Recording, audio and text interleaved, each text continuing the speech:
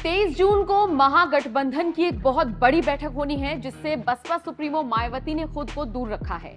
लेकिन दूसरी तरफ वो आने वाले चुनावों में अपनी मौजूदगी दर्ज कराने के लिए जी तोड़ मेहनत कर रही हैं और अपने सभी पदाधिकारियों के साथ कई बैठकें कर चुकी हैं। बुधवार को भी लखनऊ में ऐसी ही एक हाई लेवल मीटिंग बुलाई गई थी, जिसकी अध्यक्षता मायावती करती हुई नजर आई। इस बैठक में बीएसपी के तमाम बड़े नेता मौजूद थे। 24 के लोकसभा चुनाव और कई राज्यों में होने वाले विधानसभा चुनावों को लेकर इस बैठक में चर्चा हुई। बैठक की सबसे खास बात ये रही कि इस दौरान मायावती तमाम विपक्षी दलों पर निशाना साधती हुई तो नजर आई, लेकिन कांग्रेस पर उन्होंने चुप्पी साधे रखी। बेहद लंबे वक्त बाद ऐसा हुआ कि मायावती ने कांग्रेस को लेकर चुप्पी साधी। सिर्फ कांग्रेस ही नहीं, कांग्रेस शासित राज्यों पर भी उन्होंने खामोशी बनाए रखी। मायावती के इस कदम ने हर किसी को कंफ्यूज कर दिया, साथ ही उस कांग्रेस को भी करारा जवाब दिया जो बार बार मायावती को बीजेपी की बी टीम बता रही थी। खैर, बीजेपी पर तंज कसते हुए मायावती ने कहा, भाजपा सरकार अपनी कमियों को छुपाने के लिए और ध्यान भटकाने के लिए जातिवादी सांप्रदायिक विवादों को जानबूझकर शय दे रही है। केंद्र के साथ साथ उत्तर प्रदेश, उत्तराखंड, मध्य प्रदेश, हरियाणा, महाराष्ट्र जैसे प्रमुख राज्यों की सरकारों को भी समझना होगा कि लव जिहाद, लैंड जिहाद, धर्मांतरण, हिजाब, मजार, मदरसा जांच, बुलडोजर राजनीति और धार्मिक उन्माद फैलाने वाले नफरती बयानों से देश भर में तनाव और दहशत का माहौल तैयार हो गया है। दलित समुदाय विशेष के विरुद्ध भेदभाव करना गलत है। इसी दौरान मायावती ने सपा पर तंज कसा और कहा, विकास पूरे देश का होना चाहिए, न कि सपा राज की तरह कुछ खास जिलों और खास क्षेत्रों का।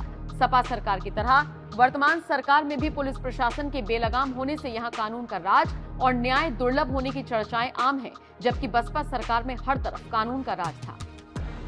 आपको बता दें, इससे पहले मायावती ने एक प्रेस कॉन्फ्रेंस की थी, जिसमें बीजेपी और कांग्रेस पर उन्होंने जमकर तंज कसा था। मायावती ने कहा था कि दोनों में होड़ मची है कि कौन बड़ा हिंदुत्ववादी नेता है। जरा सुनिए मायावती ने क्या कुछ कहा था। कि पिछले कुछ समय से बीजेपी व कांग्रेस में, खासकर बीजेपी व कांग्रेस में अब इस मुद्दे पर काफी प्रमुखता से लड़ाई चल रही है कि इन दोनों में से कौन बड़ा हिंदुत्ववादी है, वह हिंदू भक्त हैं तथा पूजा पाठ करने में भी माहिर है। लेकिन इससे ये जरूर स्पष्ट होता है कि हिंदू धर्म को छोड़कर बाकी सभी धर्मों की ये दोनों पार्टियां उपेक्षा कर रही हैं, जो इनका ये कृत्य संविधान की मंशा के विरुद्ध भी है। जबकि बीएसपी सभी धर्मों का एक बराबर सम्मान करती है, क्योंकि अपने देश में अकेले या हिंदू धर्म को मानने वाले लोग ही नहीं रहते हैं, बल्कि मुस्लिम, सिख, ईसाई, पारसी व बौद्ध आदि इन विभिन्न धर्मों को मानने वाले लोग भी रहते हैं। इसलिए इन दोनों पार्टियों को हिंदुओं की तरह ही अन्य सभी धर्मों का व उनके मानने वाले लोगों के हितों का भी बराबर ध्यान रखना चाहिए, यही उचित होगा।